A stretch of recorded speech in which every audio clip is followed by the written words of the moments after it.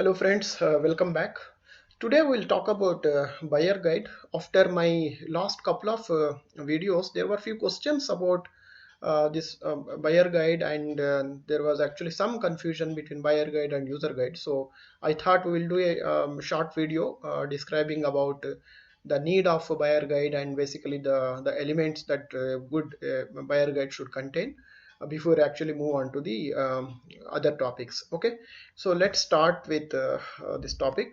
So as I mentioned in earlier video, which is about commercial keywords or buyer intent keywords, buyer guide is one of the critical component in making your article, your buyer intent article, or your commercial article unique article. Okay, if you are not yet seen that video, please go ahead and watch. It's exclusively explaining about the content structure if you are writing mainly related to product reviews, or in other words the commercial article. Okay, so there was some confusion about the buyer guide versus user guide. So let me just clarify. Buyer guide is not at all equal to user guide. Okay, so buyer guide not same as user guide. Okay, so user guide talks about only one specific product, how to use the specific product, whereas buyer guide talks about basically picking up best product among available. So user guide is all about one specific product, but buyer guide is more about from the uh, customer buyer's perspective. Okay, that's what it is. Okay, now let's basically, okay, so what will, there are basically two main subtopics when we are talking about buyer guide. One is why buyer guide required. Okay, and second one is what should buyer guide contain. So mainly, primarily, this is what we are going to briefly discuss. So before we get into these details, I want to briefly explain you the behavioral part of the visitor who visits your particular website. So let me pick a drawing, new. Okay, just bear with me. I will try to represent it in a pictorial way so that it can be understood easily. Okay. Okay, for example, if you take, this is basically the funnel of your website. uh, Basically the visitors are coming into the website, and some of them will immediately bounce back or leave the website, or some of them will stay and read the middle of the content, and some of them will stay and read through the entire article. That's how typically the funnel will be. That means the large number of people visit your website, but only few number of people will actually read through the entire content. That's the typical pattern. Okay, so some people leave early.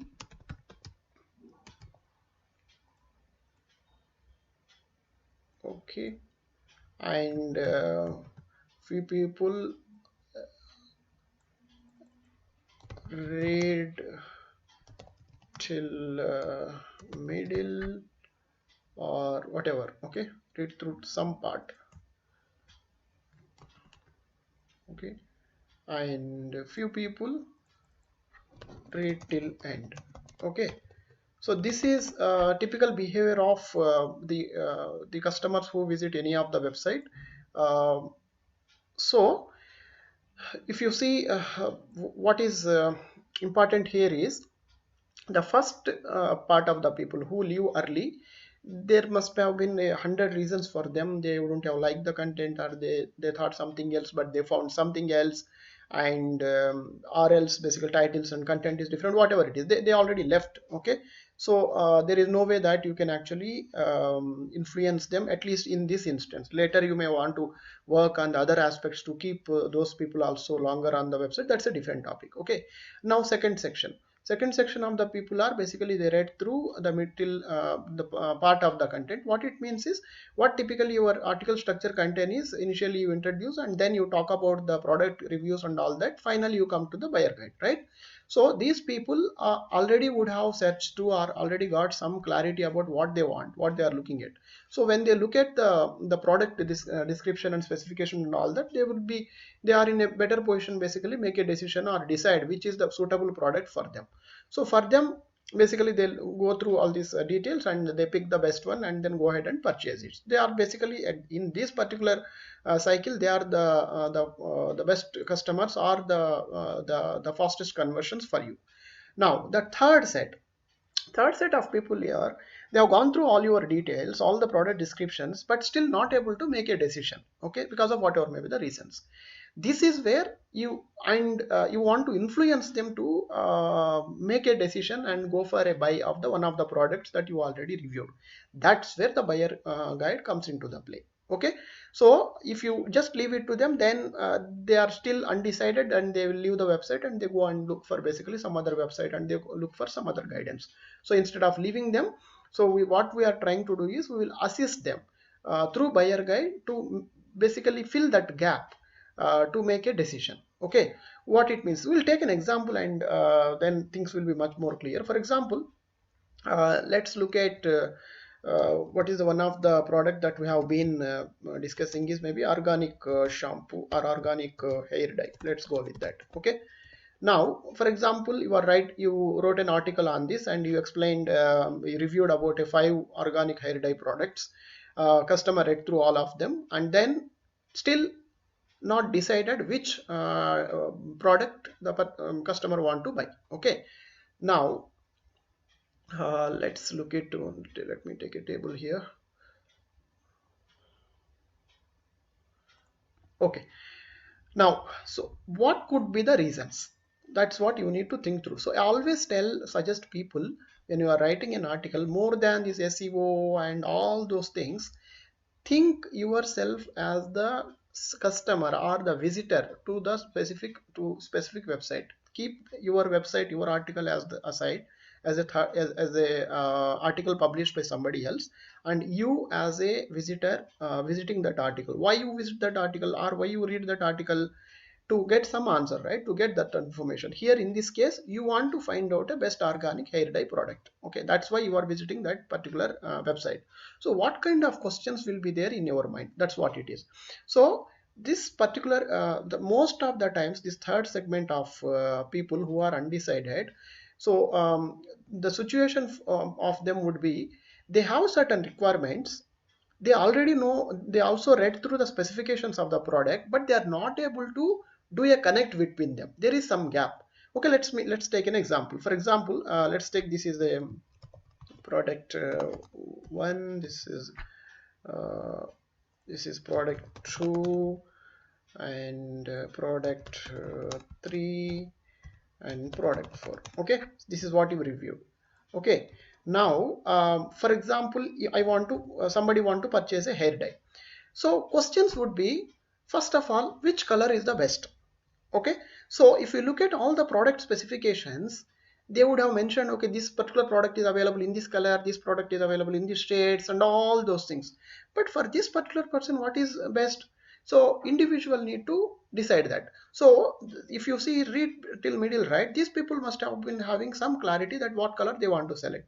But here there will be certain segment of people still not clear about which color best fit for them. So dye color. Okay, you can always read through some of the researches or surveys and all that, then you can assist or advise them for basically based on the complexion of the person or based on the basically hair type of the person. You suggest, okay, you can go for maybe a certain red or black or golden, and then depending on if product one is offering golden, you can say that, okay, this is good one for you, you can go for it. And if product is offering only maybe a red, maybe red may not fit for certain complexion, you may say not required and all that. So use the questions of the visitor, and then try to answer. So no, the product description will not tell you, no product specification will tell you this will be suitable for certain complexion of customer and all that. This is not advisable, and they don't do it also. They always product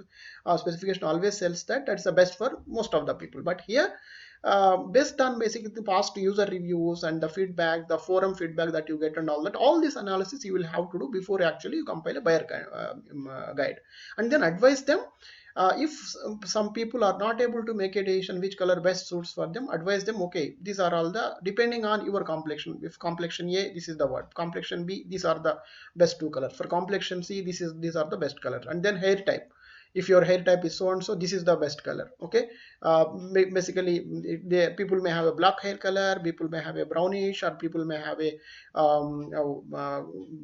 golden, different hair colors are possible, right? So sorry, hair complexions are possible. Then if they want to apply a dye which is best suited for them, so those gaps, so basically the customers need and translating basically into the product specification, or else mapping a customer need towards one of the best suited product specification is what basically buyer's guide has to do.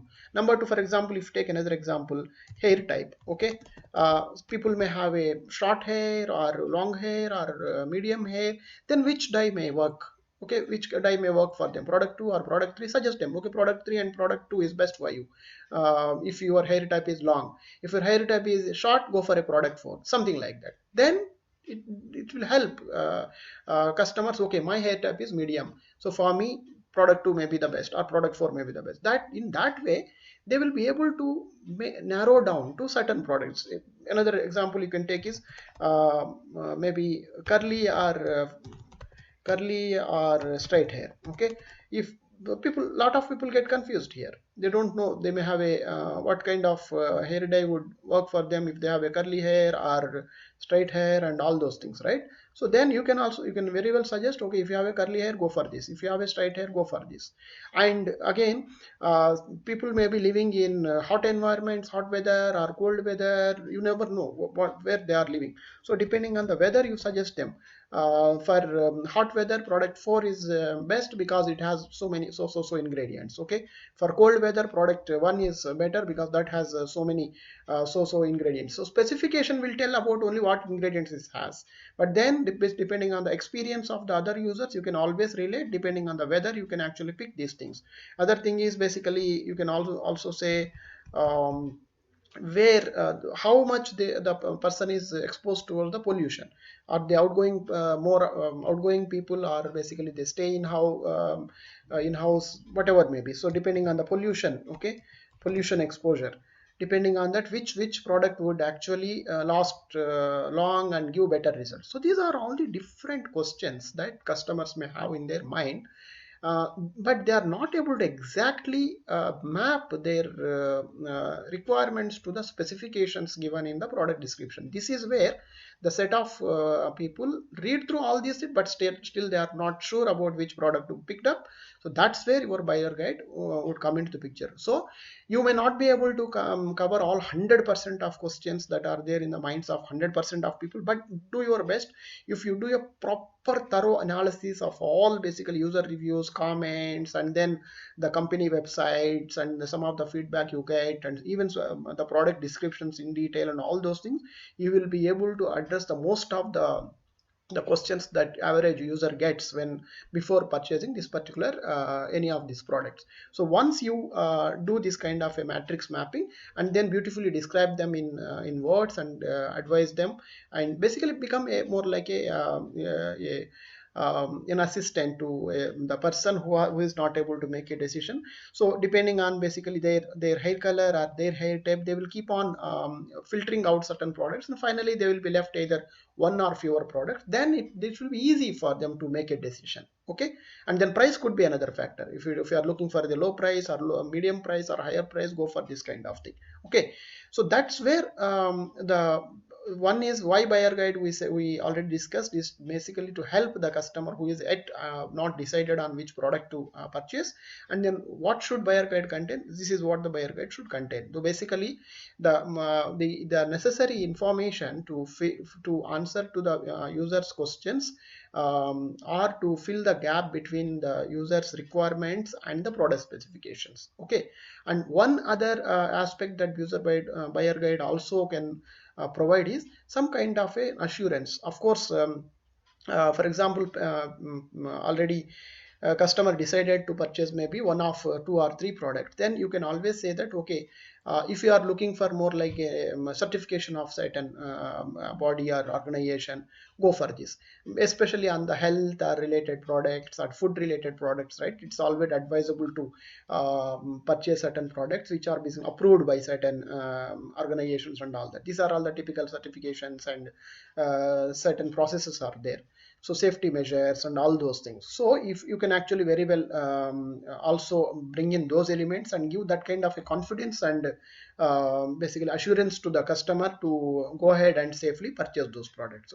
So one is basically helping the customer to fill the gap between their requirement and specification. Other one is basically to providing that additional quality assurance related aspect, so that customer can confidently go ahead and purchase it. Okay, these are the main objectives. So you need to do a thorough analysis and research, and then understand basically customers perspective or customers questions and doubts with respect to this product, and provide them the best possible information that will help customers basically to make a decision, and then it will basically translate into a sale which will bring you some commission. Okay, that's the beauty of the buyer guide, and the details about the buyer guide. Okay, so hope you like the content. Thank you very much for your time. That's all for today. Have a great day. Bye.